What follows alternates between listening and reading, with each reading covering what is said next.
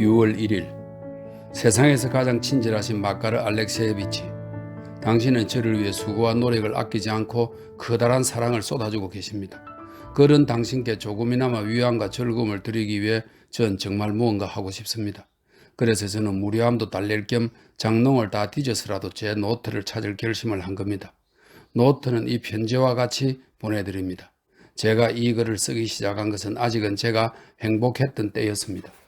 저의 과거와 어머니, 포크로스프키 씨, 안나 표도로브나 집에서의 생활, 그리고 최근에 있었던 제 불행에 이르기까지 당신은 궁금하시다면서 제게 자주 물으셨죠? 이 노트를 읽고 싶다고 참을성 없이 조르기도 하셨고요. 그때 제가 왜 그런 생각을 했는지 누가 알겠습니까마는 전 왠지 제 인생의 어떤 순간들을 적어 놓아야겠다고 생각했어요. 저는 당신이 이 선물을 받고 아주 흡족해 하시리라고 확신합니다. 하지만 전 이걸 다시 읽고 깊은 슬픔에 잠겼습니다. 이 노트의 마지막 글을 썼던 때보다 지금 나이를 곱절은 더 먹은 것 같습니다. 여기엔 여러 시기의 얘기들이 쓰여 있습니다. 그럼 안녕히 마카르 알렉세예비치. 요즘 저는 기분이 너무 우울합니다. 불면증에 시달리고 있습니다.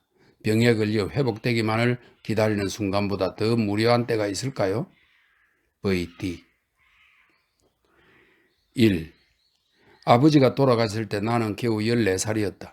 유년기는 내 인생에서 가장 행복한 시기였다.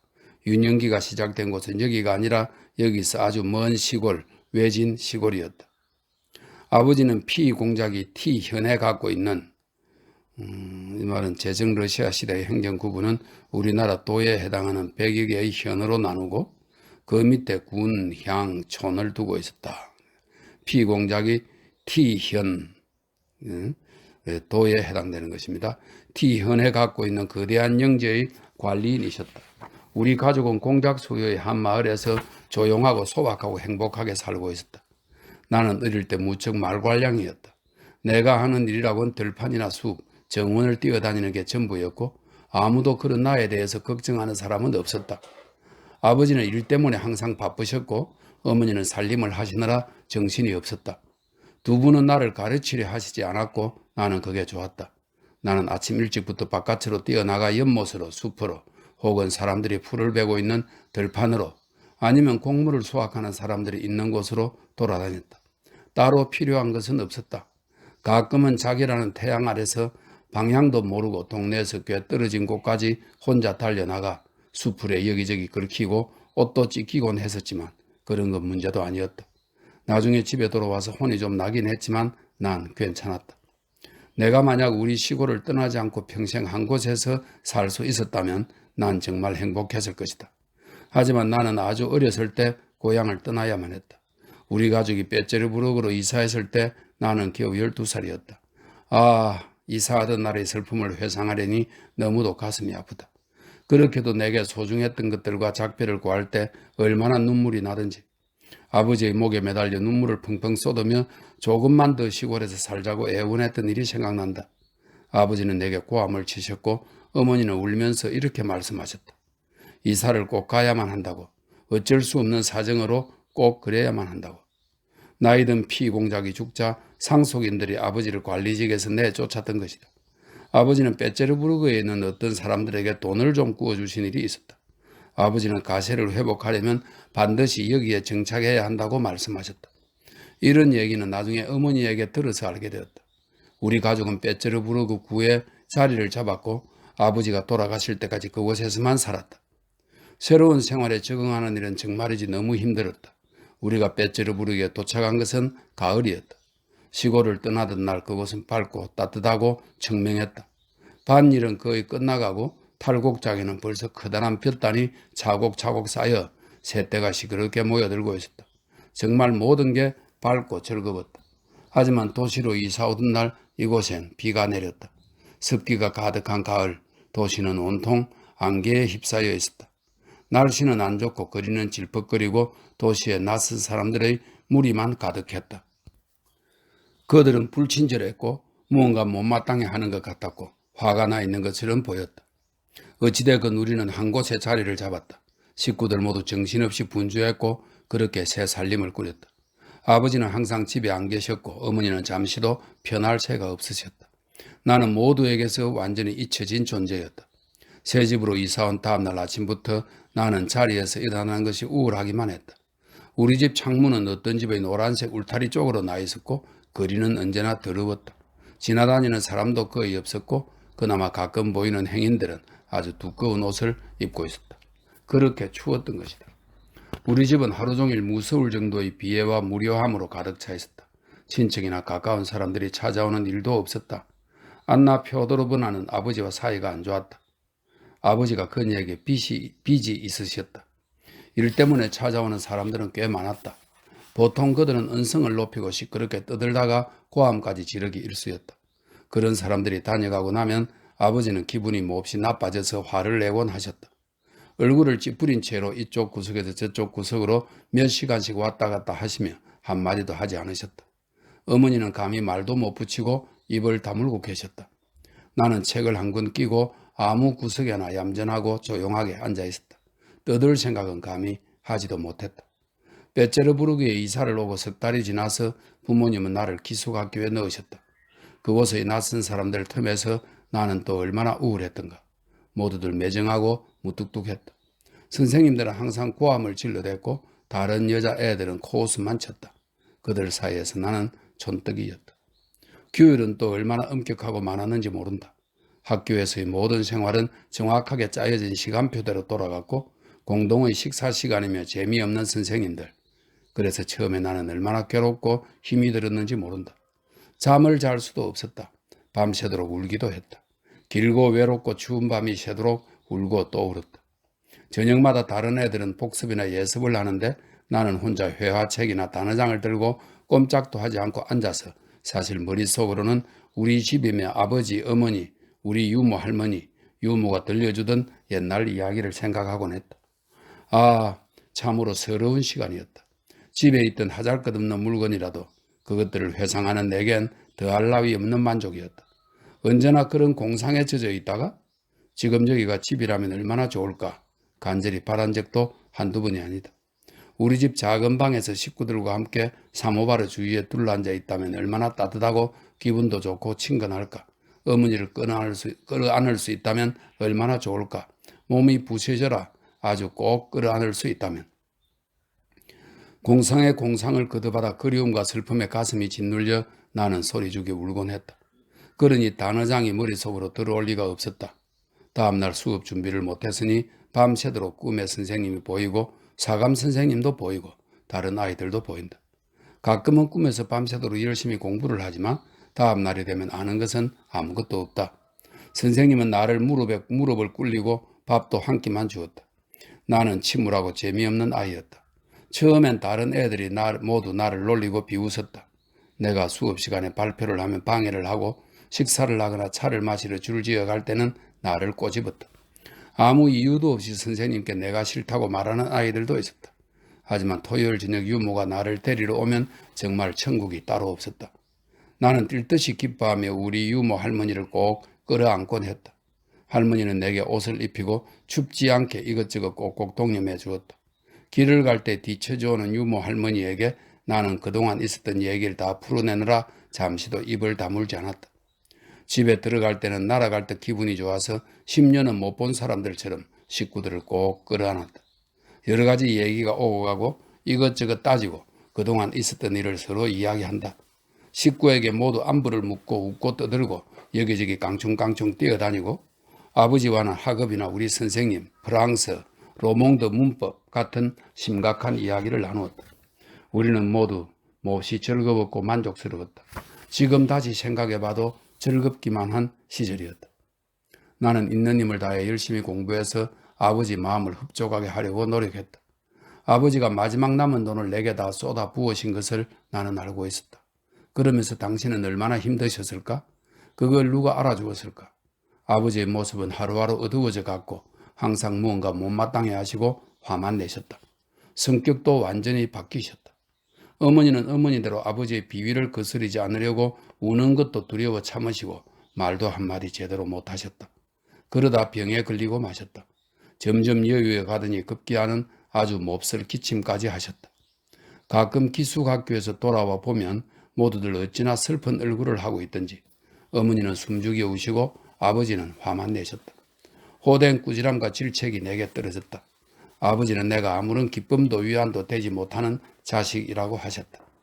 부모님은 나를 위해 마지막 한 푼까지 톡톡 털어 쓰는데 나는 여태껏 프랑스 한마디 제대로 못한다고 나무라셨다. 한마디로 모든 불행과 재난이 다 나와 어머니 탓이라는 것이다. 대체 어떻게 가엾은 우리 어머니까지 괴롭히실 수 있단 말인가? 어머니를 쳐다보면 가슴이 찢어지는 것만 같았다. 얼굴은 움푹 패이고 눈은 쑥 들어가고 얼굴에는 언제나 폐병 환자 특유의 홍조가 돌고 있었다. 아버지의 불효령은 특히 내게 더 많이 떨어졌다. 항상 별로 대수롭지 않은 일에서 시작해서 나중엔 별의별 일로까지 다 불똥이 튀곤 했으니까. 나는 종종 내가 무슨 영문으로 꾸지람을 듣는지 모를 때도 있었다. 정말 별 희한한 일까지 다 내 책임이었다. 프랑스어에 관한 나는 바보천치였다. 아버지는 우리 학교 이사장이 직무 태만에 어리석기 짝이 없는 여자이며 학생들이 도덕성에 아무런 관심도 없는 여자라고 했다. 그때까지 직장을 못 참고 계신 데 대한 신세 한탄도 하셨고 로몽도의 문법이 엉터리라고 비판하시며 자폴스카야 문법이 훨씬 더 낫다고도 하셨다. 자폴스키는 프랑스를 위한 새로운 교과서의 저자라고 하네요. 이 책은 1817년 모스크바에서 제1판이 발간되었고 2판은 1824년에 발간되었다고 설명되어 있습니다. 자폴스카야 문법이 훨씬 더 낫다고도 하셨다. 아버지는 나 때문에 필요 이상으로 많은 돈을 허비했는데 나는 아무 감정도 없다며 목석 같은 아이라고 하셨다. 한마디로 가엾은 나는 있는 힘을 다해 회화 공부도 하고 단어도 외우면서 기를 쓰고 노력했지만 결국 모든 것은 다 내 죄였다. 모두 다 내 책임이었다. 하지만 그것은 결코 아버지가 나를 사랑하지 않아서 그런 게 아니었다. 아버지는 나와 어머니를 너무도 사랑하셨다. 다만 성격 탓이었다. 수많은 근심, 걱정, 슬픔, 거듭되는 불운들은 가엾은 아버지를 벼랑 끝으로 내몰았다. 아버지는 의심도 많아지고 신경질적인 사람으로 변해갔다. 점점 더 절망 속으로 빠져들면서 아버지는 건강을 무시하기 시작했다. 그러던 어느 날 감기에 걸린 아버지는 벼랑간 몸져 누웠고 알아 누운 지 얼마 지나지 않아 돌연히 세상을 떠나버리셨다. 너무나 갑작스러운 죽음이었기에 우리는 충격으로 제정신이 아니었다. 어머니는 정신이 이상해지신 게 아닌가 내가 겁을 냈을 정도로 정신이 거의 마비된 상태였다. 아버지가 돌아가시자마자 갑자기 빚쟁이들이 때를 지어 몰려왔다. 우린 가지고 있던 것 전부를 내주었다. 우리가 빼쩌르부르크로 이사온 지 반년이 지난 어느 날 아버지께서 사주셨던 빼쩌르부르크 구의 집도 팔았다. 남은 돈이 어떻게 되었는지 나는 모른다. 어머니와 나는 집도 절도 없는 알거지 신세가 되었다. 어머니의 병은 사람을 쉽게 피로하게 만들었기 때문에 우리는 스스로 벌어먹을 능력도 없었고 살아나갈 아무런 기반도 없었다. 우리를 기다리고 있는 건 죽음뿐이었다. 내 나이 14살 되던 해의 일이다. 그때 우리를 찾아온 사람이 안나 표도로브나였다.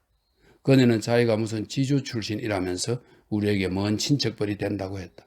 어머니도 그녀가 우리의 친척이라고 했지만 촌수는 아주 멀다고 하셨다. 그녀는 아버지 생전에 한 번도 우리 집을 찾은 적이 없다. 그녀는 눈물을 쏟으며 우리가 너무 안 됐다고 말했다. 우리가 재산을 잃고 가난해진 것을 같이 안타까워하며 모든 게 다 아버지 탓이라고 덧붙였다. 아버지가 분수를 모르고 살았기 때문에 터무니없는 일을 벌이며 당신 힘으로는 도저히 안 되는 일을 바라셨기 때문에 일이 이렇게까지 된 거라고 말했다. 그리고 우리와 가까이 지내고 싶으니 서로 안 좋았던 지난 일은 다 잊자고 했다. 어머니가 그녀에게 아무 원한도 없노라고 하자 그녀는 눈물을 흘리면서 어머니와 함께 교회로 가서 사랑하는 사람, 그녀는 아버지를 이렇게 불렀다. 이렇게 설명되어 있습니다. 사랑하는 사람을 위한 추모회도 열어주었다. 그리고 어머니와 정식으로 화해를 했다.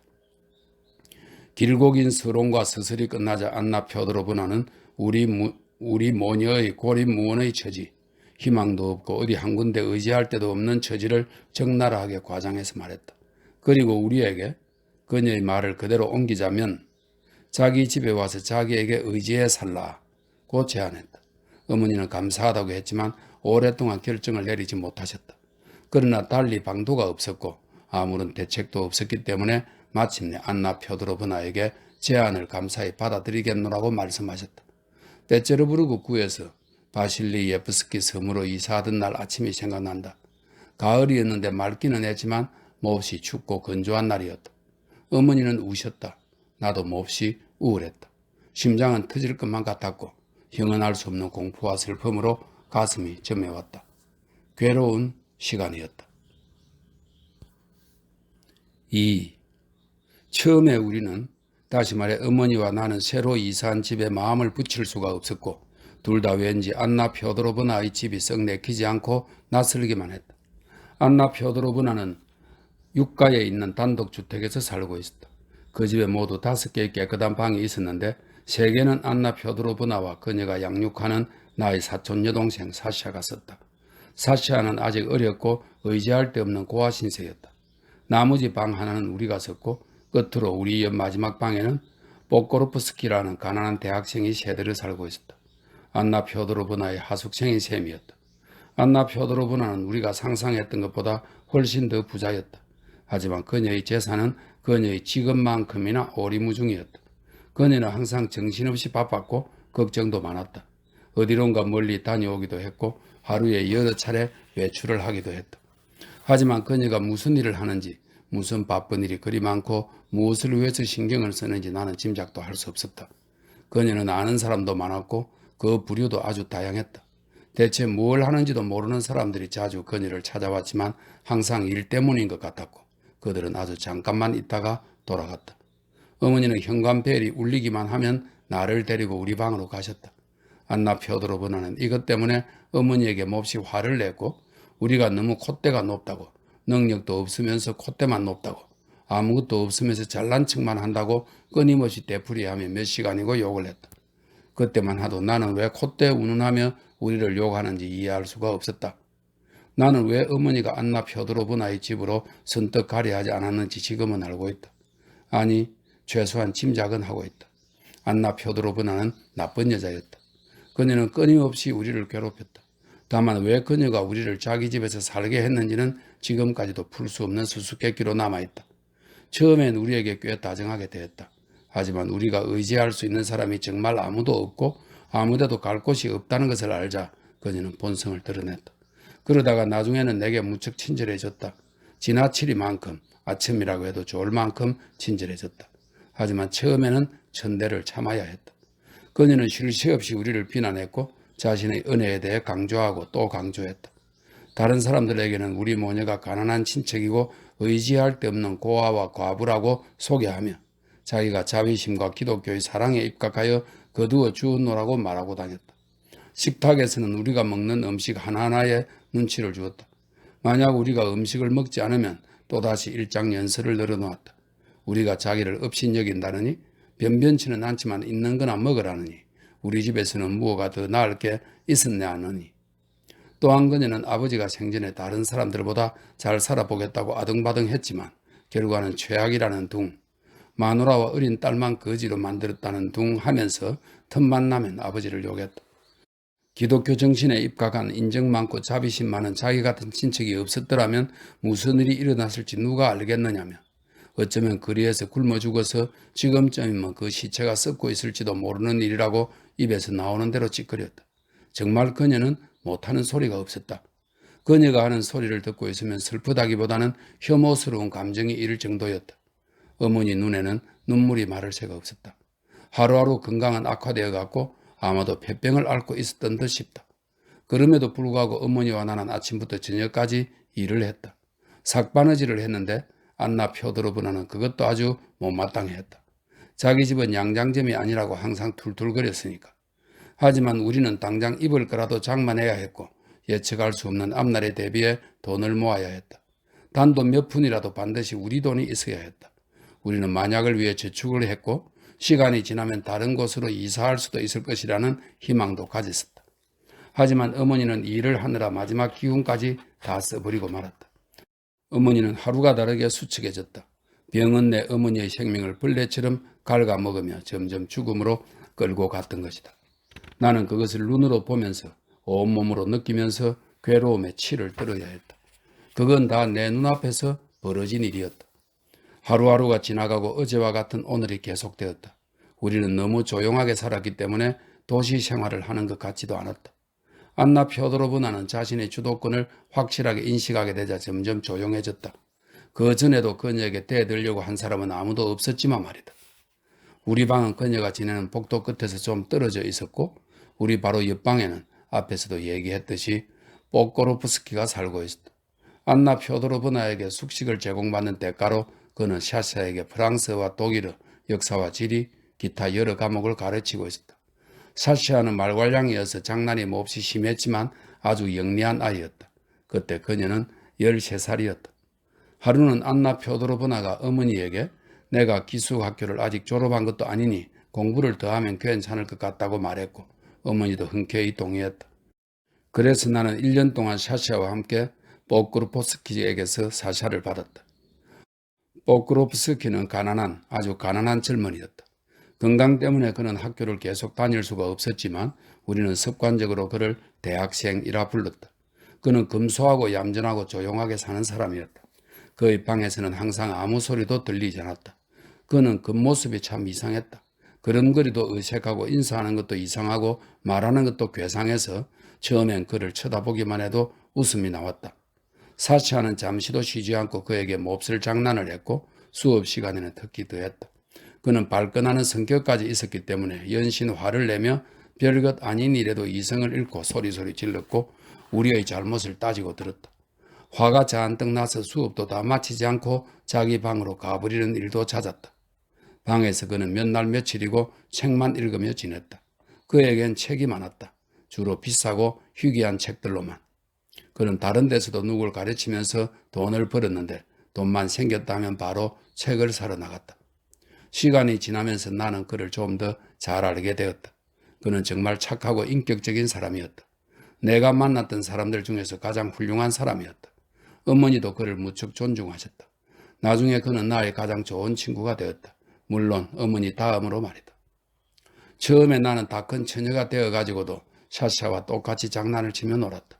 우리는 가끔 몇 시간씩 머리를 맞대고 앉아 어떻게 하면 그를 놀려줄 수 있을까? 어떻게 하면 그를 참을 수 없이 만들까 궁리했다. 그가 화를 내는 모습은 우스꽝스럽게 짝이 없었고 우리는 그런 모습이 기가 막히게 재미있었다. 지금은 떠올리기조차 창피스러운 일이지만 말이다. 한 번은 그가 눈물까지 흘릴 정도로 골려준 일이 있었는데 그는 우리에게 정말 끔찍한 애들이야 라고 말했고 나는 그 소리를 똑똑히 들었다. 순간 나는 당황했다. 내 행동이 부끄러웠고 마음이 울적해졌다. 그가 가여웠다.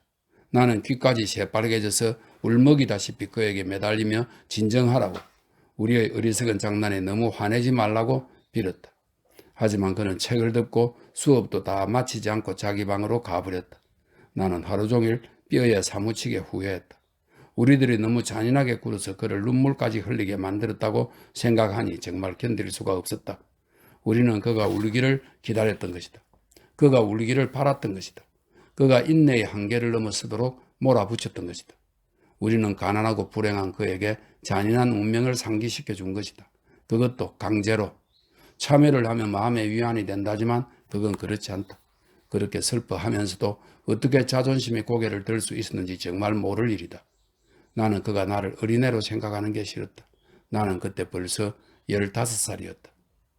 그날 이후 나는 어떻게 하면 뽀꼬르프스키로 하여금 나에게 대한 생각을 바꾸게 할 수 있을까 수천 가지 방법을 생각해가며 내 머리를 못살게 굴었다. 하지만 숙기도 없고 수줍음만 탈 줄 알던 나는 현실적으로는 아무런 결정도 내릴 수가 없었고 오로지 한결같은 희망만 품었다. 무슨 희망이었는지는 누가 알 수 있었을까? 내가 한 일은 사샤와 어울려 장난치는 것을 그만두었다는 것뿐이었다. 그도 우리에게 더는 화를 내지 않았다. 하지만 그것만으로는 내 자존심이 만족할 수 없었다. 이제 나는 지금까지 내가 만났던 사람들 중에서 가장 이상하고 가장 재미있고 가장 불쌍한 어떤 사람에 대해서 몇 마디 하려 한다. 이 시점에 와서 그때까지 아무런 관심도 갖고 있지 않던 사람 얘기를 내가 갑자기 하겠다는 이유는 뽀꼬로프스키 때문이다. 그와 관련된 모든 것이 갑자기 내 마음을 차지하게 되었기 때문이다. 우리 집엔 가끔 변변찮고 지저분한 차림새, 머리는 허옇고 동작이 굼뜨고 행동도 이상한, 한마디로 말해서 더 이상 이상할 수 없는 키 작은 노인이 한 사람 나타나곤 했다. 처음 그를 보았을 때 무언가 부끄러워하고 스스로를 창피스러워하고 있는 사람인 것 같은 느낌이 들었다. 왜냐하면 그는 항상 몸을 잔뜩 움츠리고 얼굴을 찌푸리고 다녔으니까. 괴상한 행동과 찌푸린 얼굴 때문에 사람들은 그가 제정신이 아니라고, 틀림없이 미친 사람일 거라고 확신할 정도였다. 우리 집에 오면 그는 현관 유리문 앞에 서서 집 안으로는 들어올 엄두도 내지 못했다. 우리들 중 누군가가 나나 샤사나 혹은 하인들 중 누가 지나가면 그는 바로 손을 흔들어 불러 세우고는 여러 가지 신호로 우리와 약속을 했다. 누군가 그에게 고개를 끄덕이며 이름을 부르면 그건 집에 다른 사람이 없으니 아무 때고 들어와도 된다는 뜻의 신호였다. 그제야 노인은 조용히 문을 열고 싱글벙글 웃으며 만족스럽게 손을 비비고는 까치 걸음을 하고서 곧장 포크로프스키의 방으로 향하는 것이었다. 그는 그의 아버지였다. 나중에 나는 이 가이운 노인의 개인사를 자세히 들을 기회가 있었다. 그는 한때 어느 관청에선가 일도 했었지만 눈꽃만큼의 재능도 없던 탓에 최하위직, 가장 보잘것없는 자리에 앉아 있었다. 첫 번째 아내, 대학생 포크로프스키의 어머니입니다. 첫 번째 아내가 죽었을 때 그는 재혼을 결심했고 평민에게 장가를 갔다. 새 아내가 들어오자 집안은 완전히 바뀌었다. 모두 그녀의 손아귀에서 꼼짝도 할 수가 없었다. 그녀가 완전히 장악한 것이었다. 대학생 포크로프스키는 그때 아직 10살밖에 안 된 어린아이였다. 새어머니는 그를 미워했다. 하지만 운명은 어린 포크로프스키를 내버려 두지 않았다. 아버지 포크로프스키가 잘 알고 한때 신세를 지기도 했던 비코프라는 지주가 소년의 보호자가 되어 어느 학교에 입학을 시켜주었던 것이다. 그 지주가 아이에게 관심을 가진 이유는 죽은 아이 엄마와 아는 사이였기 때문이었다. 그녀는 처녀적에 안나 표도로브나의 보호 아래 있다가 안나 표도로브나의 주선으로 포크로프스키 관리에게 시집을 갔던 것이다. 비코프 씨는 안나 표도로브나의 절친한 친구로서 결혼식에서 아량을 발휘, 신부 측 집창금으로 5천 루블이나 내놓았다고 한다. 하지만 그 돈이 다 어디로 갔는지는 아무도 모른다. 나는 이 얘기를 모두 안나 표도로브나에게서 직접 들었다. 대학생 포크로프스키는 자신의 가정사에 대해 얘기하는 것을 아주 싫어했다. 그의 어머니는 무척 아름다웠다고 한다. 내가 이상하게 여기는 것은 왜 그녀가 그런 자리로 그렇게 하잘것없는 사람에게 시집을 갔느냐는 것이다. 그녀는 결혼 후 4년이 지난 어느 날 젊은 나이에 죽고 말았다. 초등학교를 졸업하고 포크로프스키는 중학교에 입학을 했고 대학에도 진학했다. 베체르부르크에 꽤 자주 왔던 비코프 씨는 보호자로서의 역할을 게을리하지 않았다. 포크로프스키는 건강이 나빠져서 대학에서 공부를 계속할 수가 없었다. 비코프 씨는 그를 안나 표도로브나에게 소개시켜 주었고 그를 적극 추천했다. 그렇게 해서 젊은 포크로프스키는 사샤에게 필요한 모든 과목을 가르쳐 준다는 조건으로 안나 표도로브나의 식객이 된 것이다. 한편 포크로프스키 노인은 무자비한 아내 때문에 슬퍼하며 못된 버릇에 빠져들어 그 언제나 술에 취해 있었다. 아내는 그에게 손짓금까지 하며 부엌으로 내몰았다. 얼마나 자주 심하게 폭력을 휘둘렀는지 그는 구타나 푸대접에 익숙해져서 언제부턴가는 불평도 하지 않게 되었다고 한다. 그는 나이가 많지는 않았지만 언제나 술에 절어 정신이 왔다 갔다 했다. 그가 보여주었던 인간적인 고결한 감정의 유일한 징후는 아들에 대한 가없는 사랑뿐이었다. 사람들은 젊은 포크로프스키가 돌아가신 자기 어머니를 쏙 빼닮았다고 했다. 착한 아내에 대한 추억이 다 죽어가는 노인의 가슴에 아들에 대한 끝없는 사랑을 낳게 했던 것 아닐까? 노인은 아들 얘기가 아닌 다른 얘기는 할 줄도 몰랐다. 그는 항상 일주일에 2번 아들을 찾아왔다. 젊은 포크로프스키가 아버지의 방문을 몹시 싫어했기 때문에 더 자주는 올 수가 없었다. 아들이 갖고 있던 단점 중에서 첫 번째를 꼽으라면 그것은 두말할 필요도 없이 아버지에 대한 무시였다. 한편 노인은 노인대로 가끔 세상에서 가장 참을 수 없는 사람이 되곤 했다. 우선 그는 끔찍하리만큼 궁금한 게 많았다.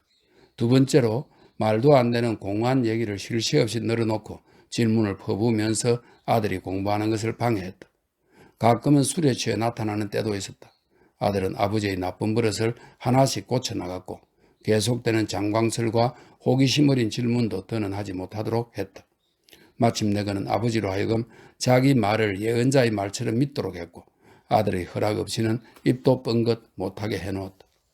가엾은 노인은 아들 빼첸카, 그는 아들을 이렇게 불렀다 이렇게 되어 있네요. 아들 빼첸카를 보고도 반가워하거나 좋아할 수 없었다. 아들 집에 올 때면 아들이 자기를 어떻게 맞을지 걱정이 되어서인지 그는 항상 근심하며 의기소침해 있었다. 문 밖에서 한참 동안 들어가지도 못하고 서 있다가 내가 나타나기라도 하는 날이면 20분은 좋게 세워놓고 이것저것 캐물었다. 배짱가는 어떤가요? 건강한가요? 지금 기분이 어떻죠? 무언가 중요한 일을 하고 있는 것은 아닌가요? 정확하게 지금 하고 있는 일이 뭔데요? 뭘 쓰고 있나요? 아니면 생각에 잠겨 있나요? 내가 한참 동안 용기를 북돋아주고 안심을 시키고 나서야 노인은 마침내 들어갈 결심을 하고 아주 조용히 조심스럽게 문을 빠끔히 열었다. 처음엔 고개만 들이밀고 살펴보다가 아들이 화를 내지 않고 고개를 끄덕이면 조용히 방 안으로 들어가서 언제나 구깃구깃 구멍나고 해진 외투와 모자를 벗어서 아무 소리도 안 나게 아주 조용히 옷걸이에 걸었다. 그 다음엔 조심스럽게 의자에 걸터 앉아서 아들 빼첸카에게서 눈도 떼지 않고 일거수일투족을 살피며 그의 기분이 어떤지 살피려 애썼다. 만약 아들이 조금이라도 언짢아하는 기색이면 노인은 바로 알아차리고 재빨리 자리에서 일어나 해명을 했다. 저 말이지 나는 말이다 빼첸카. 그저 잠깐 들른 거야. 어디 먼데 갔다 오는 길인데 요 옆을 지나게 되었기에 잠깐 쉬려고 온 거야. 그러고는 아무 말 없이 얌전히 외투와 모자를 집어들고 다시 조용히 문을 열고 가슴속에 번지는 슬픔을 아들에게 보이지 않으려고 애를 쓰며 억지 미소를 띠고는 밖으로 나가는 것이었다. 하지만 가끔 아들이 환대라도 하는 날엔 노인은 기뻐서 어쩔 줄 몰라 했다. 그의 얼굴과 몸짓, 행동 하나하나에 만족스러운 기색이 역력히 나타나곤 했다. 아들이 말이라도 시키면 그는 항상 의자에서 몸을 일으키며 조용하고 고분고분하게 공경심을 가지고 대답을 했다. 그리고 항상 엄선된 말, 다시 말해서 아주 우스꽝스러운 표현만 사용하려고 무척 애를 썼다. 하지만 그에게는 말재주가 없었다. 항상 뒤죽박죽 앞뒤가 안 맞는 말만 하거나 겁을 먹고 있었다. 그래서 손도 어디에 두어야 할지 모르고 한마디로 몸둘 바를 몰라 했다. 대답을 잘못한 뒤에는 그것을 시정해 버리는 듯 오랫동안 혼자 중얼거리기도 했다. 또 대답이 잘 된 날엔 옷을 팽팽히 당겨 입고 조끼며 넥타이며 옷 매무새를 고치면서 거드름을 피우곤 했다. 한 번은 의자에서 일어나 책꽂이 쪽으로 다가가 책을 한 권 꺼내들고 그 자리에서 몇 줄 읽어보는 용기를 내본 적도 있었다. 마치 아들의 책 정도는 항상 그렇게 할 수 있다는 듯이 그는 아무렇지도 않은 표정으로 침착하게 행동했다. 하지만 어느 날 포크로프스키가 책을 만지지 말아달라고 했을 때 그 가엾은 사람이 깜짝 놀라던 모습을 나는 본 적이 있다.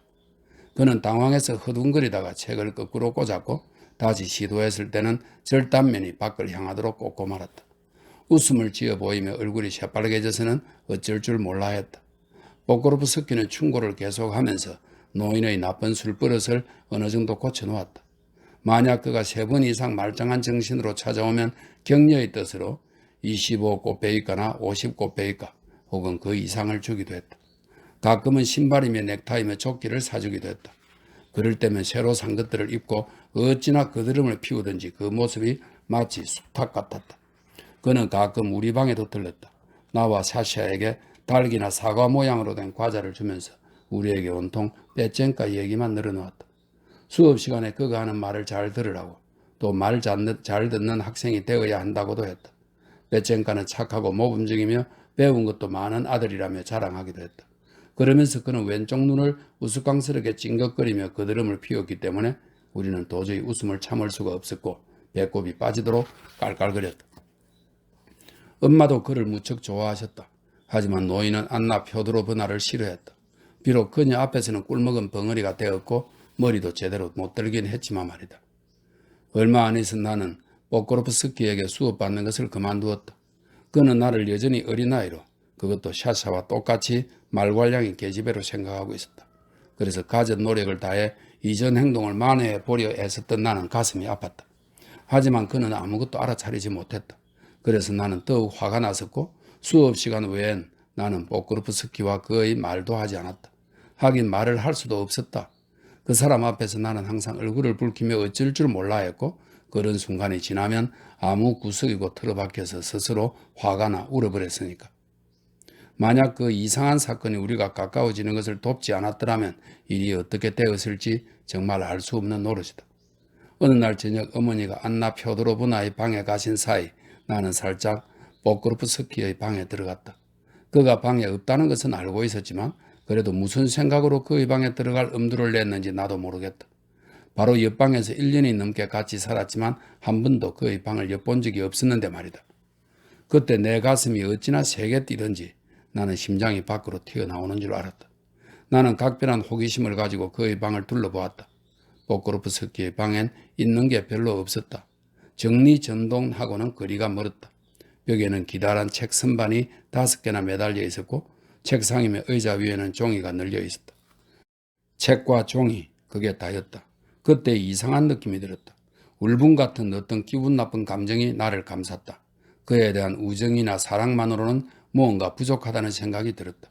그는 많이 배운 사람이었고 나는 어리석은 아이였다. 아는 것도 없었고 책은 한 권도 읽은 적이 없었다. 나는 책의 무게로 인해 금방이라도 꺾어질 듯 휘어있는 기다란 선반을 부러운 눈으로 쳐다보았다. 화가 났고 슬펐다. 어떤 광기 같은 것이 나를 엄습해왔다. 나는 그의 책을 마지막 한 권까지 전부 다 읽고 싶었다. 그래서 아주 빠른 시간 안에 꼭 그렇게 하고 말리라며 그 자리에서 마음을 먹었다. 나도 모를 일이다. 아마도 나는 그가 아는 것을 나도 다 알아야 그와 우정을 나눌 자격이 생기는 거라고 생각했었나 보다. 나는 첫 번째 선반으로 냉큼 다가섰다.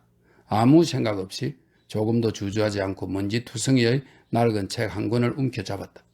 흥분과 두려움으로 얼굴이 벌겋게 상기되고 다시 하얗게 창백해지면서 온몸이 덜덜 떨렸다. 나는 어머니가 잠들면 등잔불을 켜놓고 읽으리라 결심하면서 훔친 책을 우리 방으로 가져왔다. 하지만 우리 방으로 돌아와서 서둘러 책장을 넘겼을 때 그 책이 반쯤 썩은 좀 먹고 낡은 라틴어 장문책이라는 것을 알고 나는 얼마나 우라통이 터졌는지 모른다. 나는 조금도 지체하지 않고 다시 그의 방으로 들어갔다. 내가 선반에 책을 꽂으려 할 때 현관에서 무슨 소리가 들렸다. 누군가 점점 가까이 걸어오는 소리도 들렸다. 나는 서둘렀다. 허둥거렸다.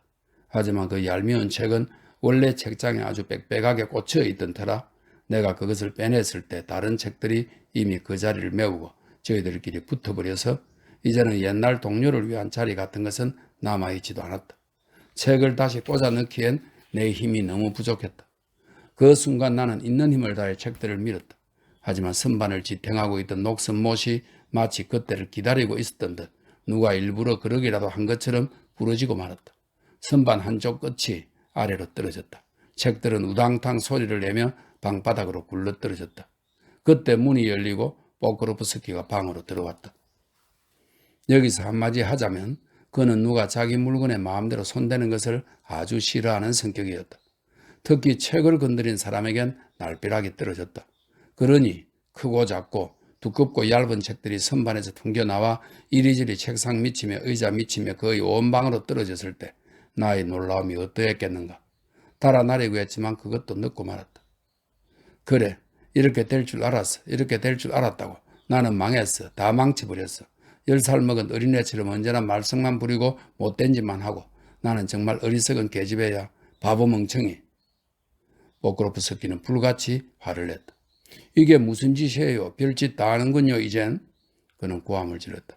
이렇게 말썽을 부리는 게 부끄럽지도 않습니까? 도대체 언제쯤 얌전해지겠어요? 그러고는 책을 줍기 위해 방 안으로 뛰어들었다. 나도 그를 도우리고 허리를 굽혔다. 그만둬요. 됐다고요. 그가 소리를 질렀다. 그보다는 앞으로 주인이 오라고 하지 않은 곳엔 가지 않도록 하는 게 좋겠군요. 그러다가 나의 고분고분한 행동에 약간 누그러진 그는 목소리를 낮추고 얼마 전까지 나를 가르쳤던 사람으로서 선생님다운 말투로 말을 이었다.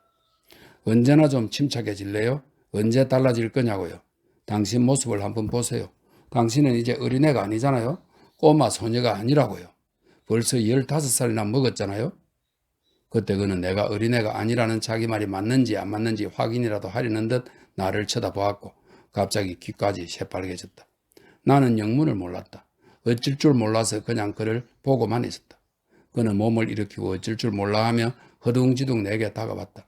그리고 뭔가 사과의 말을 했는데 마치 내가 그렇게 다 큰 처녀였다는 것을 뒤늦게 알아차린 것에 대해 미안해하는 것 같았다. 마침내 나는 상황을 파악했다. 그 후 나는 내가 뭘 어떻게 했는지 모른다. 나는 당황했고 제정신이 아니었다. 보크로프스키보다 얼굴이 더 빨개졌다. 나는 손으로 얼굴을 가리고 밖으로 뛰쳐나왔다. 나는 어떻게 해야 하는 건지 어디로 숨어야 하는 건지 알 수가 없었다. 내가 그의 방에 있었고 그것을 그에게 들켜버렸다는 사실만이 머릿속에 맴돌았을 뿐이다. 사흘 동안 나는 그의 얼굴을 제대로 쳐다보지도 못했다. 눈물이 나올 만큼 얼굴만 붉힐 뿐이었다. 머릿속은 기괴 망측하고 우스꽝스러운 생각으로 가득 차 있었다. 그 중에서 가장 어리석은 생각은 그에게 찾아가서 해명을 하고 모든 것을 고백하겠다는 것이었다. 그것은 모든 것을 솔직하게 털어놓고 내가 그런 행동을 한 건 어리석은 계집애의 장난이 아니라 좋은 뜻에서였다는 것을 밝히겠다는 것이었다. 정말 그의 방에 찾아가려고 한 적도 있었다. 다행스럽게도 용기가 부족해서 행동에 옮기지는 못했지만 말이다. 안 그랬으면 나는 또 무슨 짓을 더 저질렀을까 생각만 해도 부끄럽다. 며칠 후 어머니의 병세가 갑자기 위독해졌다. 어머니는 이틀 동안 자리에서 일어나지도 못하고 세 번째 되던 날 밤엔 열 때문에 의식까지 흐려지셨다. 나는 어머니를 돌보느라 하룻밤을 꼬박 세웠고 계속 옆에 앉아서 마실 것도 드리고 약도 제때 드렸다. 이틀째 되던 날 밤 나는 지칠 대로 지쳐 있었다. 졸음이 쏟아지고 눈앞이 흐릿해지고 머리가 빙빙 돌았다. 나는 너무 피곤해서 금방이라도 골아 떨어질 것 같았다. 하지만 어머니의 희미한 신음소리에 정신이 번쩍 들어 깜짝 놀라 일어나곤 했다. 하지만 그것도 잠깐, 수많은 다시 엄습해 왔다. 나는 괴로웠다. 의식과 잠이 싸우고 있던 괴로운 순간에 뒤죽박죽이 되어버린 내 머릿속으로 기억도 안 나고 이해도 할 수 없는 이상한 꿈과 끔찍한 환영들이 기어들었다. 나는 기겁을 하고 잠에서 깼다. 방 안은 어두웠고 등장불은 꺼져가고 있었다. 불빛이 갑자기 방 안을 훤히 비추는가 하면 금세 벽에 희미한 그림자만 남긴 채 흔들거렸다. 그러다가 완전히 꺼졌다. 나는 갑자기 무서워졌다. 끔찍한 생각이 나를 덮쳤다. 그렇지 않아도 내 머릿속은 무서운 꿈 때문에 혼란스러웠다. 슬픔이 내 가슴을 짓눌렀다. 나는 갑자기 의자를 박차고 일어나 괴롭고 무섭고 고통스러워서 나도 모르게 외마디 소리를 질렀다. 그때 문이 열리고 포크로프스키가 들어왔다. 그 다음으로 내가 기억하는 것은 정신을 차리고 보니 내가 그의 팔에 안겨 있었다는 것이다. 그는 조심스럽게 나를 소파에 앉히고 물을 갖다 주며 질문을 퍼부어댔다. 내가 무엇이라고 대답했는지는 기억에 없다. 당신은 몸이 안 좋아요. 아프다고요. 열도 있잖아요. 그는 내 손을 잡으며 말했다. 이렇게 스스로를 못 살게 굴다니 자기 건강은 돌보지도 않는군요. 진정하시고 여기 누워서 좀 자요. 2시간 후에 내가 깨워줄 테니까 좀 쉬세요. 누우라니까요. 자, 어서 누워요. 그는 내게 대꾸할 틈도 주지 않고 계속 말했다. 피로가 내 마지막 힘까지 앗아갔다. 기운이 다 빠져서 눈이 저절로 감겼다. 나는 30분만 눈을 붙여야지 생각하며 자리에 누웠다. 하지만 일어나 보니 벌써 아침이 오고 있었다. 포크로프스키는 어머니에게 약을 드릴 시간이 되었어야 나를 깨운 것이다. 다음 날 낮엔 좀 쉬었다. 그리고 저녁 때 오늘은 졸지 않고 밤을 새우겠다고 굳은 결심을 하며 어머니 침대 옆 소파에 앉았다. 11시쯤 포크로프스키가 방문을 두드렸다. 나는 문을 열어주었다. 혼자 앉아있기 심심할 것 같아서요. 그가 말했다. 책을 한 권 가져왔어요. 받으세요. 그걸 읽으면 심심하지는 않을 거예요. 나는 책을 받았다. 어떤 책이었는지 지금은 기억나지 않는다. 밤을 꼬박 새우긴 했지만 그 책을 보았을 리는 없다. 묘한 흥분 때문에 잠을 잘 수가 없었다. 나는 한자리에 잠자코 앉아 있을 수가 없었다. 소파에서 몇 번이고 일어나서 방 안을 왔다 갔다 했다. 내면에서 생긴 희열 같은 것이 온몸으로 퍼져나가는 것 같았다. 포크로프스키가 보인 관심 때문에 나는 뛸 듯이 기뻤다. 나를 걱정하고 근심하는 그의 마음을 사람들에게 자랑하고 싶었다. 그날 포크로프스키는 더 이상 우리 방에 오지 않았다. 그건 내가 이미 알고 있던 바였다. 그래서 나는 다음날 저녁을 기대해 보기로 했다. 다음날 저녁 모두 잠자리에 든 시각에 포크로프스키는 자기 방문을 열어놓고 우리 방 문턱에 서서 나와 얘기를 나누었다. 지금은 그때 우리가 서로 무슨 얘기를 했는지 하나도 기억할 수 없다. 내가 생각나는 것은 지나치게 수줍어하고 당황해하는 스스로에게 너무 화가 나서 얼른 대화가 끝나기만을 고대했었다는 것뿐이다. 그렇게도 고대하던 대화였고 하루 종일 그 순간만을 꿈꾸며 혼자서 질문과 대답을 만들어 보기도 했건만 우리 우정의 고리는 그날 저녁 시작되었다. 어머니가 병석에 계시는 동안 우리는 매일 밤 몇 시간씩 함께 보냈다. 나는 차츰 수줍음도 극복해 갔다. 매번 대화가 끝나고 나면 무슨 이유로든 어김없이 스스로 못마땅해지곤 했지만 말이다. 하지만 그가 나로 인해 지긋지긋한 책들을 읽고 있는 것을 볼 때마다 나는 은밀한 기쁨과 만족감을 느꼈고 스스로를 대견스러워했다. 한 번은 농담 삼아 내가 선반에 있던 책들을 떨어뜨리던 이야기를 꺼낸 적이 있다. 이상한 순간이었다.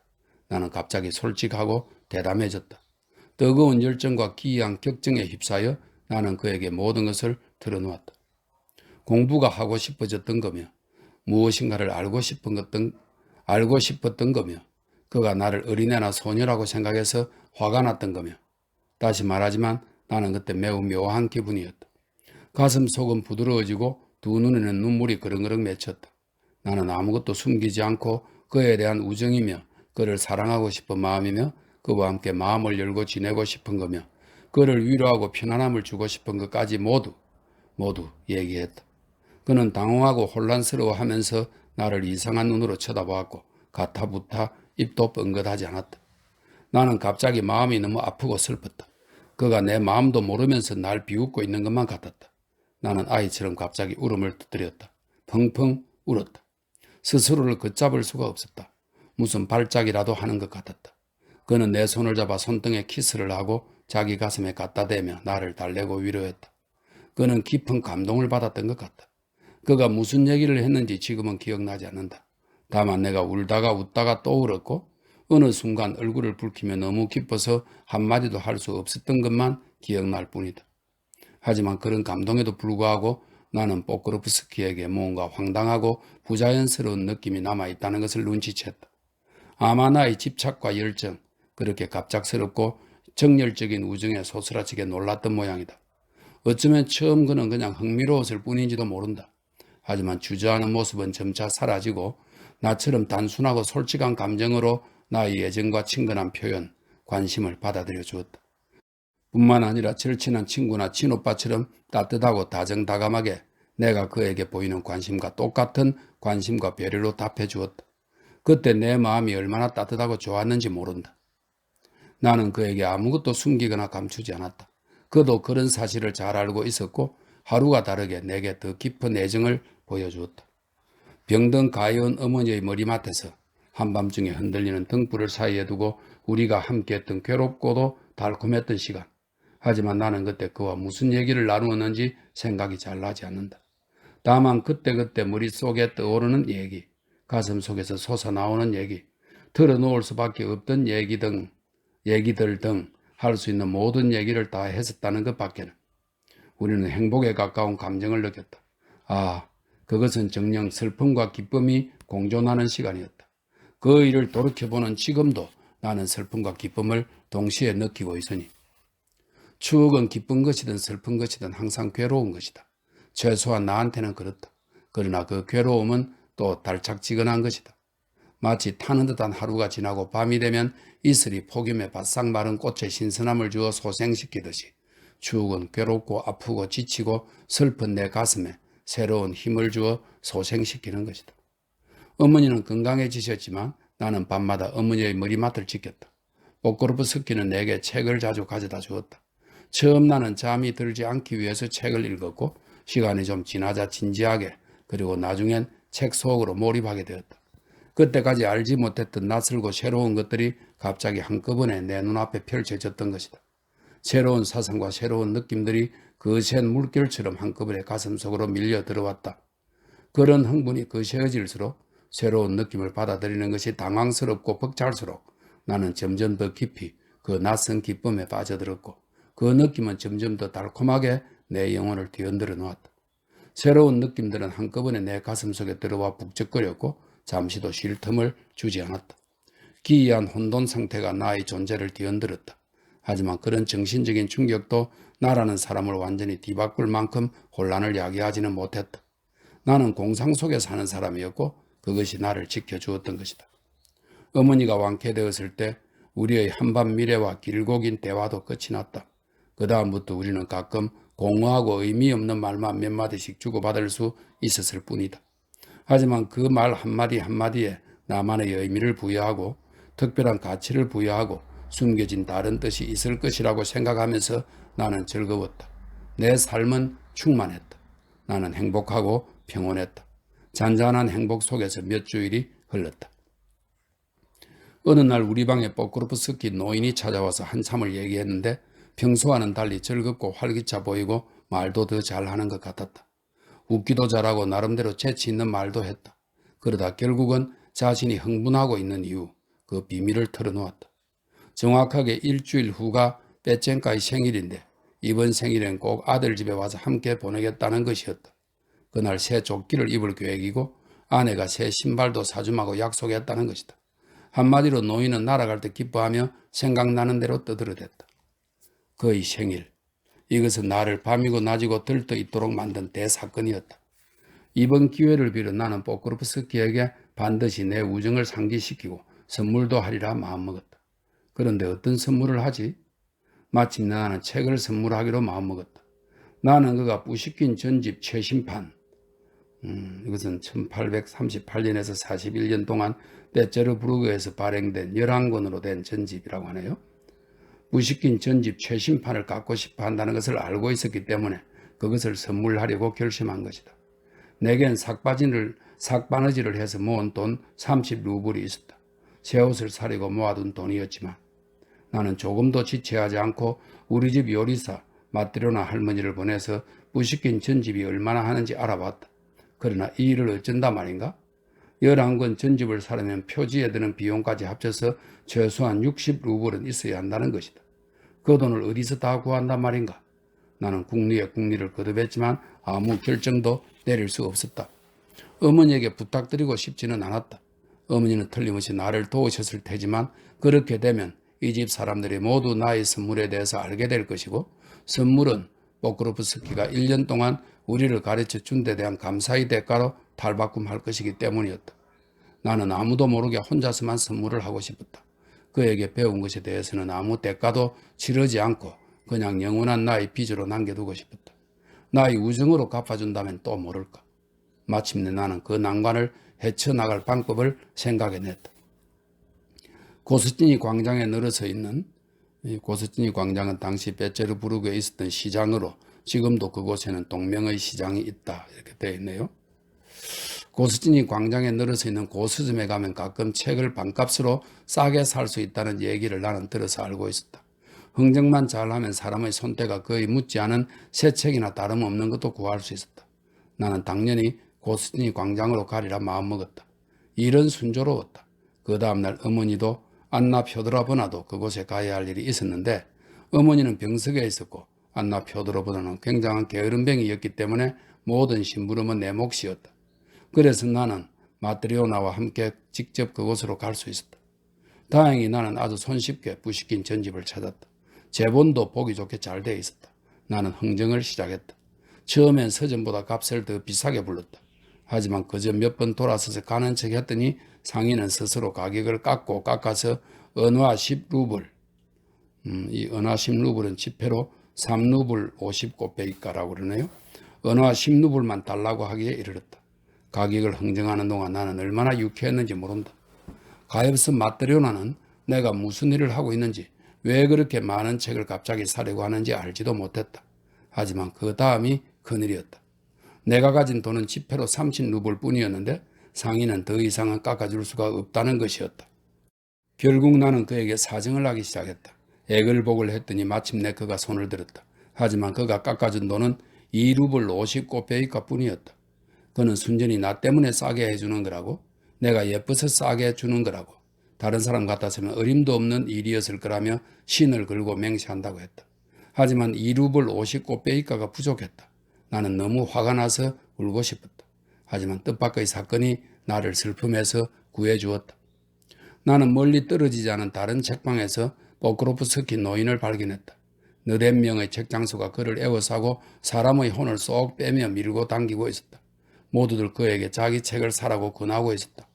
그들은 별의 별 책을 다 권했고 그는 그 별의 별 책들을 다 사고 싶어 했다. 얼이 빠져버린 가엾은 노인은 그들에게 빙 둘러싸여서 그 중에서 무엇을 사야 할지도 모르고 있었다. 나는 그에게 다가가서 여기서 무엇을 하느냐고 물었다. 노인은 나를 보고 무척 반가워했다. 그는 나를 빼첸카만큼이나 좋아했다. 예, 보시다시피 책을 사려고요. 바르바라 알렉세예브나. 그가 대답했다. 빼첸카에게 줄 책을 사고 있지요. 곧 그 아이 생일인데 걘 책을 좋아하잖아요. 그래서 이렇게 책을 사볼까 하고 있는 겁니다. 노인은 항상 우스꽝스럽게 말을 늘리는 버릇이 있었는데 그날은 거기에 당황까지 하고 있었던 것이다. 웬만한 책은 은화로 1루블, 2루블, 3루블이나 했기 때문에 그는 커다란 책은 더 이상 값을 묻지도 않았다. 그는 안타까운 눈으로 쳐다보며 손가락으로 책장을 넘겨보고 손에 들고 한참을 주물럭거리다가 다시 제자리에 놓을 뿐이었다. 아니요, 그건 너무 비싸요. 그는 기어들어가는 목소리로 말했다. 그럼 여기서 한번 골라볼까? 그러고는 얇은 노트와 노래책, 문예 작품 영감 같은 것을 들추어 보았다. 그런 것들은 아주 쌌다. 왜 이런 것을 사려고 하세요? 내가 물었다. 이건 아무데도 쓸모없는 책들이에요. 아니요, 그렇지 않아요. 그가 대답했다. 그렇지 않아요. 자, 좀 보세요. 이게 얼마나 좋은 책들이라고요. 아주 훌륭한 책들이라고요. 그는 말끝을 너무 애처롭게 늘려 뺐다. 그 때문에 나는 그가 너무 화난 나머지 울어버릴지도 모르겠다는 생각이 들었다. 왜 좋은 책들은 다 비싸야 하는지 따지고 들며 당장이라도 그의 창백한 볼에서 빨간 코로 눈물이 떨어질 것만 같았다. 나는 그에게 돈이 많은지 물었다. 자, 이게 다예요. 가여운 노인은 기름때가 줄줄 흐르는 신문지에 말아둔 돈을 그 자리에서 몽땅 꺼내 보여주었다. 보시다시피 59페이까짜리 은화 한 입하고요. 29페이까짜리 은화 한 입, 그리고 그냥 동전으로 29페이까쯤 있어요. 나는 그를 내가 흥정했던 책 장소에게 바로 데려갔다. 이렇게 11권짜리 전집이 겨우 32루블 59페이까밖에 안 해요. 제게 30루블이 있으니까 여기에 2루빌 59페이까를 보태세요. 우리 둘이 같이 사서 선물하는 거예요. 노인은 너무 좋아서 잠시 멍해 있더니 가진 돈을 전부 쏟아놓았다. 책장수는 그에게 우리 공동의 부식긴 전집을 넘겨주었다. 노인은 다음날 아무도 몰래 책을 가져다 주마고 약속하더니 책을 주머니란 주머니에 잔뜩 집어넣고 나머지는 두 손으로 쥐고 겨드랑이에 끼었다. 다음날 노인은 아들을 찾아와서 1시간 정도 평소와 다름없이 그의 방에 앉아있다가 우리 방에 와서 비밀스럽고 재미있는 표정을 잔뜩 지으며 내 옆에 앉았다. 혼자서 비밀을 간직하고 있다는 사실에 우쭐하고 기분이 좋아서 그는 두 손을 마구 비벼댔고 웃는 얼굴로 내게 말했다. 쥐도 새도 모르게 책을 우리 집에 가져와 부엌 한쪽 구석에 잘 갖다 놓으라고. 마트로나의 보호 아래 책은 잘 있노라고. 우리의 대화는 당연히 고대에 맞지 않는 빼쟁까의 생일날로 옮겨갔다. 노인은 우리가 어떻게 선물을 전달하면 좋을지 장황하게 늘어놓았다. 그런데 그가 하고 싶은 얘기는 따로 있었다. 나는 그가 얘기를 많이 하면 할수록 그의 가슴속에 뭔가 다른 생각이 있음을, 감히 입 밖에 낼 수 없고 표현할 수 없고 말하기조차 두려운 무언가가 있음을 분명히 알아차릴 수 있었다. 나는 잠자코 기다렸다. 기이한 그동이나 찡그린 얼굴, 깜빡거리는 왼쪽 눈에 깃들여 있던 비밀스러운 기쁨과 만족감은 그에게서 이미 사라지고 없었다. 그는 점점 더 불안해하면서 침울해졌다. 마침내 그는 더 참을 수 없다는 듯 입을 열었다. 저기 말이죠. 그는 몹시 수줍어하며 작은 목소리로 말을 꺼냈다. 저기 바르바라 알렉세예브나. 그러니까 말입니다. 바르바라 알렉세예브나. 노인은 당황해서 어쩔 줄 몰라 했다. 아시다시피 그의 생일이 곧 다가오잖아요. 저기 당신은 10권만 그에게 주시면 안 될까요? 그러니까 당신이 주시는 당신의 선물로 10권만. 그럼 저는 마지막 11번째 책을 제가 주는 선물로, 저만의 선물로 해서 그 아이에게 주도록 하겠습니다. 그러니까 그게 그렇게 되면 당신도 선물을 하고 저도 무언가를 선물하게 되는 거란 말입죠. 우리 둘 다 선물을 하게 되는 거라고요. 노인은 개면쩍어 하면서 입을 다물었다. 나는 그를 쳐다보았다. 그는 조심스럽게 나의 선고를 기다리고 있었다. 자르 페트로비치, 우리가 같이 선물하는 것이 싫은 이유가 뭐죠? 그게 그러니까 바르바라 알렉세예브나, 그게 말입니다. 나는 그게 한마디로 노인은 얼굴이 새빨개져서 대답할 말도 찾지 못한 채 이러지도 저러지도 못하고 끙끙거렸다. 저기 말입니다. 마침내 그가 해명을 시작했다. 저는 말이죠. 바르바라 알렉세예브나, 가끔 아무렇게나 살아버리는 때가 있습니다. 그러니까 제가 하려는 얘기는 저는 거의 언제나 아무렇게나 살면서 항상 술만 마신다는 겁니다. 안 좋은 습관인 줄 알면서도 그것을 끊어버릴 수가 없어요. 그게 그러니까 혹한이 찾아오던 말입니다. 가끔 사람에게도 여러 가지 안 좋은 일들이 생긴단 말이죠. 기분이 우울해진다든지 뭔가 안 좋은 일이 생긴다든지 그러면 저는 이따금 그런 것을 참아내지 못하고 몹쓸 행동을 하게 되는 겁니다. 고주망태가 되도록 마신단 말이죠. 베드로시아가 몹시 싫어하는데도요. 바르바라 알렉세예브나, 당신도 아시다시피 그럴 때 그 아인 제게 화를 내기도 하고 욕을 하기도 하고 도덕에 대해서 일장 연설을 늘어놓기도 하지요. 그래서 지금 저는 저만의 선물을 통해 제가 나아지고 있고 바르게 살기 시작했다는 것을 그 아이에게 증명해 보이고 싶은 겁니다. 책을 사기 위해서 제가 돈을 모았다는 사실, 제겐 돈 생길 일이 거의 없기 때문에 아주 오랫동안 모았다는 사실을 그 아이에게 증명해 보이고 싶은 겁니다. 가끔 생기는 돈은 베드로사에게 어쩌다 주는 푼돈이었으니까요. 그 아이도 잘 알고 있는 일입니다. 이번 일로 그 아이는 제가 그 돈을 모아 어디에 썼는지 확실히 알게 되는 것이고 오로지 그 아이 하나만을 위해서 제가 술도 안 마시고 돈도 모으고 책도 샀다는 것을 알아주게 될 테죠. 나는 노인이 불쌍해서 견딜 수가 없었다. 나는 오래 생각하지 않았다. 노인은 걱정스러운 눈으로 나를 쳐다보고 있었다. 자르 베트로비치, 잘 들으세요? 내가 입을 열었다. 당신이 다 선물하세요. 다라뇨? 그 책을 모두 제가 주란 말입니까? 그래요. 그 책 모두 당신이 선물하세요. 제가요? 네, 당신이요. 저 혼자서요? 그러니까 제 이름으로요? 그래요. 당신 이름으로요. 나는 내가 정말 알아듣기 쉽게 말하고 있다고 느꼈지만 노인은 오랫동안 내 말을 알아듣지 못했다. 좋습니다. 그가 잠시 생각하더니 입을 떼었다. 그래요. 정말 괜찮겠군요. 아주 좋을 것 같군요. 하지만 당신은 어떻게 하시렵니까? 바르바라 알렉세예브나. 저야 뭐 선물 안 하는 거죠. 어떻게 그럽니까? 노인은 깜짝 놀라서 외쳤다. 베첸카한테 아무 선물을 안 하신다고요? 그 애한테 아무 선물도 하고 싶지 않으시다고요? 노인은 정말 놀란 것 같았다. 그리고 내가 당신 아들에게 선물할 수 있도록 좀 전에 당신이 한 부탁을 처리할 것처럼 보였다. 착하신 분. 나도 선물을 할 수 있다면 좋겠지만 노인의 만족을 빼앗고 싶지는 않다고 설득했다. 선물이 아드님의 마음에 들기만 한다면 나는 덧붙여 말했다. 그것으로 당신이나 저나 기쁠 수 있을 겁니다. 가슴 속으로는 혼자 몰래 정말로 제가 선물한 것처럼 느낄 수 있을 테니까요. 노인은 이 말에 전적으로 안심했다. 그는 우리 방에서 2시간 정도 더 머물렀다. 그동안 그는 한 곳에 앉아있지 못하고 일어났다 앉았다 왔다 갔다 했고 시끄럽게 굴면서 샤샤와 장난도 쳤고 어느새 내게 키스를 하는가 하면 손등을 살짝 꼬집기도 했다. 안나 표도로브나에게는 그녀가 안 보는 사이 찡그린 얼굴을 짓기도 했다. 그러다 그는 마침내 안나 표도로브나에게 쫓겨나고 말았다.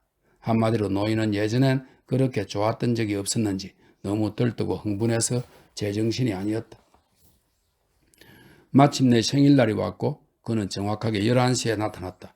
오전 예배를 마치고 오는 길이었는데 말끔하게 꿰맨 예복을 입고 정말 새 조끼에 새 신발까지 신고 나타났다. 양손에는 줄로 동여맨 책들이 들려 있었다. 우리는 그때 안나 표도로브나의 응접실에 앉아서 커피를 마시고 있었다. 일요일이었다. 내 기억에 노인은 뿌시킨이 정말 훌륭한 시인이라는 얘기로 말문을 열었던 것 같다. 그러다가 옆길로 새더니 갑자기 처신을 잘해야 한다는 둥, 만약 사람이 처신을 잘못하고 몹쓸 행동을 하면 인생을 망치게 된다는 둥, 나쁜 버릇은 사람을 망치고 파탄을 초래한다는 둥 횡설수설했다. 그는 무절제한 행동으로 인생을 망친 사람들의 예까지 몇 가지 들더니 자신은 얼마 전부터 완전히 새 사람이 되어 지금은 남의 귀감이 될 정도로 처신을 아주 잘하고 있다고 했다. 아들이 해주었던 교훈적인 얘기들은 이전부터 아주 오래전부터 옳다고 느꼈기 때문에 전부 마음속 깊이 간직해 두었으며 이제는 정말로 술을 안 마시고도 잘 견디고 있다고 했다. 오랜 시간 동안 모은 돈으로 사서 선물하는 이 책이 바로 그 증거라고 했다. 나는 가엾은 노인의 말을 듣는 동안 내내 눈물과 웃음을 참지 못했다. 필요한 상황이 되니까 그렇게도 잘 둘러대는 것을. 책은 포크로프스키 방으로 옮겨지고 선반에 자리도 잡았다. 포크로프스키는 어찌된 영문인지 금방 눈치챘다. 우리는 노인에게 같이 식사하자고 청했고 그날 우리는 모두 정말 즐겁게 보냈다. 식사 후에는 게임도 하고 포크도 쳤다. 나는 계속 장난을 쳐대는 사사 곁에 꼭 붙어 있었다. 포크로프스키는 나의 시선을 잡으려 애쓰며 계속 단둘이 얘기할 기회를 찾았지만 나는 기회를 주지 않았다. 그날은 그 4년의 세월 중에서 내게 가장 멋진 하루였다. 하지만 지금부터는 모두 슬프고 괴로운 추억뿐이다. 내 인생에서 어두웠던 순간의 이야기가 시작되는 것이다. 그래서인지 손에 쥐고 있는 펜도 더 이상 써내려가기 싫다는 듯 천천히 움직였다. 여태껏 나는 이 얘기를 조금이라도 늦게 하려고 행복했던 나날들의 아주 소소하고 상시한 일상까지 기억 속에서 끄집어내어 각별한 애정을 가지고 몰입하며 써내려왔던 모양이다. 하지만 행복은 너무도 짧았다. 그 자리는 슬픔, 암울한 슬픔이 곧 대신했으니까. 불행이 언제 끝날지는 오직 신만이 아는 일이었다.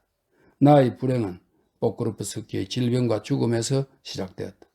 내가 여기에서 마지막 사건이 있고 2달이 지났을 때 그는 알아눕게 되었다. 2달 동안 그는 피로도 잊은 채 살아볼 궁리를 하느라 고생을 하고 다닌 것이다. 그때까지 그는 마땅한 일자리를 찾지 못하고 있었으니까. 여느 폐병 환자들이 모두 그렇듯이 그도 자신이 아주 오래 살 것이라는 희망을 마지막 순간까지 버리지 않았다. 그에게 어딘가 선생님 자리가 나섰지만 그는 이 직업을 몹시 싫어했다. 관청 같은 곳에서는 건강이 허락하지 않아서 일을 할 수가 없었다. 게다가 그런 곳에서는 첫 월급을 타기까지 너무 오래 기다려야 했다. 간단히 말해서 포크로프스키는 뭐 하나 제대로 되는 일이 없었고 성격도 포악해져 갔다. 건강도 악화되고 있었지만 그는 그것을 눈치채지 못했다. 가을이 되었다. 그는 매일 얇은 외투 하나만 걸치고 계속해서 일자리를 찾아다녔다. 어디든 좋으니 자리를 달라고 부탁하고 애걸 하면서 비까지 맞으며 분주하게 돌아다녔다. 그러나 그는 끝내 자리에 눕고 말았다. 그리고 다시는 일어나지 못했다. 10월 말, 가을이 한참 깊어갈 무렵 그는 죽었다. 나는 그가 앓고 있는 동안 줄곧 그의 방에서 시중을 들며 간호했다. 밤새도록 눈을 붙이지 않는 날도 많았다. 그는 정신이 들 때가 거의 없었다. 자주 혼수 상태에 빠져서 직장과 책, 자기 아버지와 나에 대해 앞뒤가 안 맞는 말을 중얼거리곤 했다. 이전에는 몰랐던, 아니 전혀 상상도 할 수 없었던 그의 환경에 대해 많이 알게 된 것은 바로 그때였다. 그가 처음 병이 났을 때 우리 집 사람들은 모두 나를 이상한 눈으로 쳐다보았다. 안나 표도로브나는 고개를 가로젓곤 했다. 하지만 내가 그들의 눈을 똑바로 응시하자 더 이상은 내가 포크로프스키를 간호하는 것에 대해 왈가왈부하지 않았다. 최소한 우리 어머니는 그랬다. 포크로프스키는 가끔 나를 알아보았다. 하지만 그의 드문 일이었다. 그는 거의 항상 제정신이 아니었다. 가끔 그는 잘 알아들을 수 없는 말을 음산하게 웅얼거리며 밤새도록 누군가와 아주 오래 얘기를 나누곤 했다. 그의 쉰 목소리는 관 속에서 나는 소리처럼 좁은 방에서 공허하게 울렸다. 그럴 때 나는 너무 무서웠다. 특히 마지막 날 밤 그는 거의 미친 사람 같았다. 그는 몹시 고통스러워하고 괴로워했다. 그의 신음소리가 내 가슴을 찢었다. 집안에 있던 사람들도 모두 놀라며 두려워했다. 안나 표도로브나는 빨리 그를 데려가 달라고 계속 신께 기도했다. 의사를 모셔왔다. 그는 환자가 새벽녘이면 운명하게 될 것이라고 한마디로 똑 잘라 말했다. 포크로프스키 노인은 밤새도록 아들 방문 앞 복도에 있었다. 사람들이 거기에 거적 같은 것을 깔아주었다. 그는 계속 방 안을 들락거렸다. 그의 모습은 쳐다보기도 두려울 정도였다. 괴로움으로 녹초가 되어 아무 생각도 느낌도 없는 사람 같았다. 머리는 공포로 흔들거렸고 온몸을 들들 떨며 줄곧 무엇라고 중얼거렸다. 자신을 질책하기도 했다. 그는 괴로움 때문에 금방이라도 미쳐버릴 것만 같았다. 정신적인 고통으로 녹초가 된 노인은 동이 트올 무렵 마치 죽은 사람처럼 거적 위에서 잠이 들었다. 7시가 넘어서 그의 아들에게 임종의 순간이 왔다. 나는 그의 아버지를 깨웠다.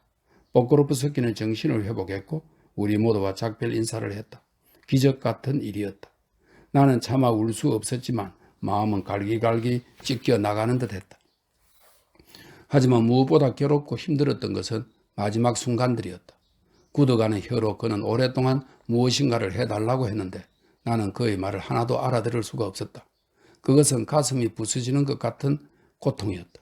거의 1시간 내내 그는 애타게 무엇인가를 원했고 벌써 차가워지고 있는 손으로 있는 힘을 다해서 무슨 표시를 해보이려 애썼다.